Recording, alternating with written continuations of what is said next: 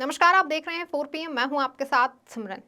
देश के आम चुनाव यानी कि लोकसभा चुनाव अब बिल्कुल मुहाने पर आ गए हैं। किसी भी दिन चुनाव आयोग लोकसभा चुनाव की तारीखों का ऐलान कर सकता है, जिसके बाद आधिकारिक रूप से लोकसभा चुनावों का बिगुल बच जाएगा। हालांकि चुनावों को ध्यान में रखते हुए देश का सियासी पारा अभी से ही काफी चढ़ा हुआ है।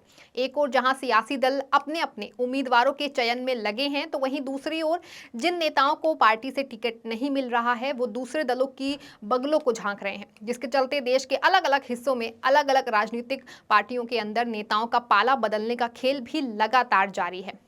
तो वहीं उम्मीदवारों के जरिए पार्टियां अपने नेताओं को संतुष्ट करने का भी प्रयास कर रही हैं। फिलहाल ये जाहिर है कि अब समय कम बचा है, इसीलिए सियासी दल समय रहते अपने प्रत्याशियों को टिकट देने का काम कर रहे हैं।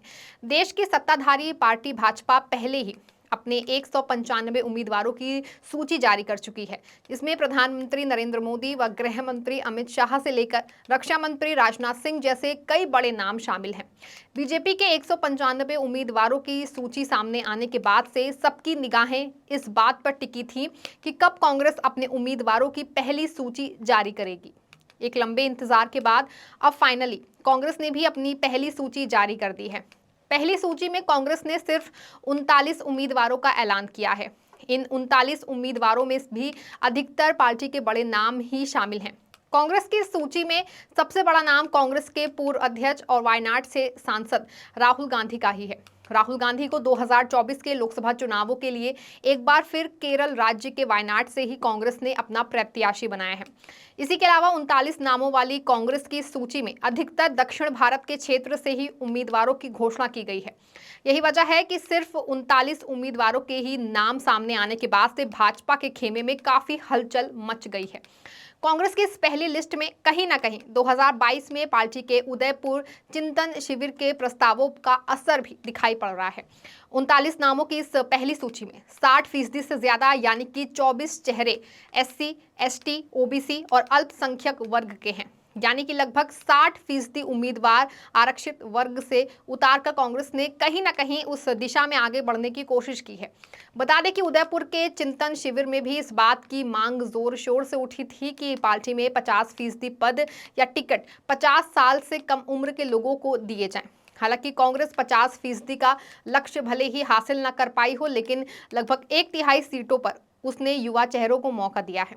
तो वहीं पहली सूची में महिलाओं को 10% से भी कम की हिस्सेदारी मिली है, जिसको लेकर के भले भाजपा कांग्रेस पर निशाना साध रह सकती है।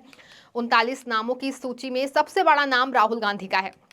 कांग्रेस ने एक बार फिर राहुल गांधी को केरल के वायनाड से ही अपना प्रत्याशी बनाया है।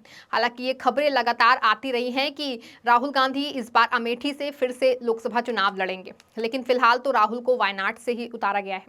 हालांकि अभी तक अमेठी में कांग्रेस ने उम्मीदवार की घोषणा नहीं की है। ऐसे में इस बात की संभावना अभी भी लगातार बनी हुई है कि राहुल एक बार फिर अमेठी से भी चुनावी रण में ताल ठोक सकते हैं। लेकिन राहुल को वायनाड से उतारने के पीछे भी कई मकसद हैं और कांग्रेस ने कई समीकरणों को साधने का प्रयास किया है। दरअसल राहुल को वायनाड से उतारकर कांग्रेस ने ये तो स्पष्ट कर दिया है कि वो दक्षिण भारत में अपनी पकड़ कमजोर नहीं करना चाह रही है।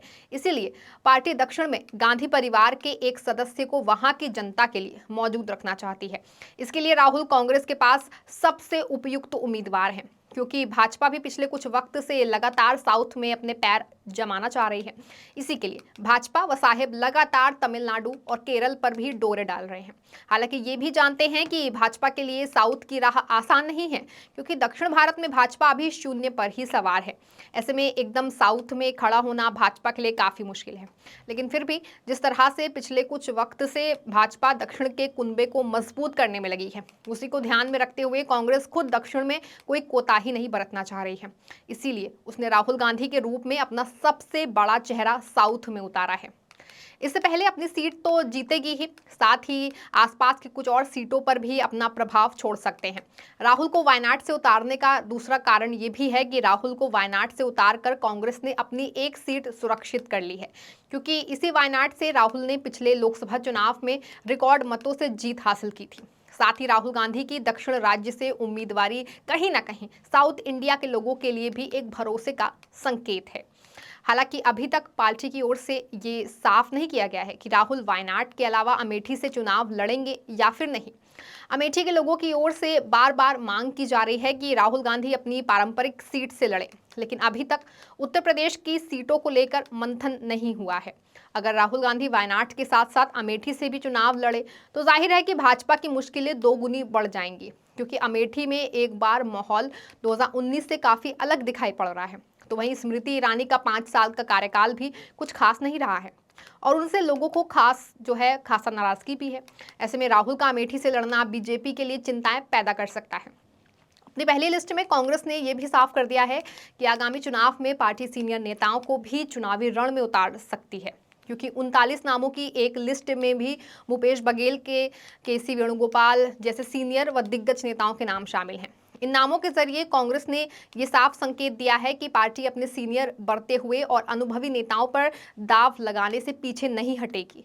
ऐसे तमाम वरिष्ठ नेता जो राज्यसभा का सहारा लेकर संसद पहुंच रहे हैं या फिर राज्यों में छत्रपों की भूमिका निभा रहे हैं, उन्हें भी मुश्किल वक्त में पार्टी लोकसभा के रण में भेजने की तैयारी कर रही है। जैसे कि वेणुगोपाल फिलहाल राज्यसभा सांसद हैं, उनका 2 साल का कार्यकाल बाकी है, लेकिन पार्टी ने उन्हें केरल में अलप्पुझा से उतारकर सीनियर नेताओं को साफ संकेत दिया है। ऐसे में अब चर्चा ये है कि अशोक गहलोत, भूपेंद्र सिंह हुड्डा, आनंद शर्मा जैसे नेताओं को भी पार्टी फिर से मौका दे सकती है। अपनी पहली लिस्ट में कांग्रेस ने अधिकतर उन सीटों पर उम्मीदवारी की तस्वीर साफ की है जहां जो चीजें हैं वो पूरी तरह से साफ थी। केरल में सबसे ज्यादा सीटों पर उम्मीदवारों का ऐलान किया गया है। इसी के अलावा नॉर्थ ईस्ट की भी ज्यादातर सीटों पर टिकटों का ऐलान कर दिया गया है। कुछ ऐसे राज्य हैं जहां तो सीटों के तालमेल का काम होना बाकी रह गया है। ये जगह उम्मीदवारों को लेकर के बहुत ज्यादा पेच फंसे हुए हैं, उन सीटों का ऐलान नहीं हो पाया है। दिल्ली की तीनों सीटों पर उम्मीदवारों के ऐलान ना होने के पीछे भी यही वजह मानी जा रही है। जानकारी के मुताबिक दिल्ली में उम्मीदवारों को लेकर के पेंच फंसा हुआ है। एक और बीजेपी ने जहां बड़े पैमाने पर अपने मौजूदा सांसदों का टिकट काटा है, तो वहीं कांग्रेस ने अपने ज्यादातर सांसदों पर फिर से भरोसा जताया है। पार्टी का कहना है कि उसने उम्मीदवार की प्रतिभा, जीत की प्रबलता और पार्टी के प्रति निष्ठा के आधार पर टिकट दिए हैं। फिलहाल भले कांग्रेस ने अपनी पहली लिस्ट में सिर्फ 39 नामों का ही ऐलान किया हो, लेकिन जो रणनीति कांग्रेस ने अपनी इस पहली सूची में अपनाई है, उससे भाजपा के खेमे में चिंताएं तो बढ़ी हुई हैं और खलबली भी मची हुई है। फिलहाल अब देखना यह है कि कांग्रेस अपनी दूसरी सूची कब जारी करती है और उस सूची में किन नेताओं के नाम शामिल होते हैं। फिलहाल इस खबर में बस इतना ही। तब तक के लिए आप देखते रहें 4 PM। धन्यवाद।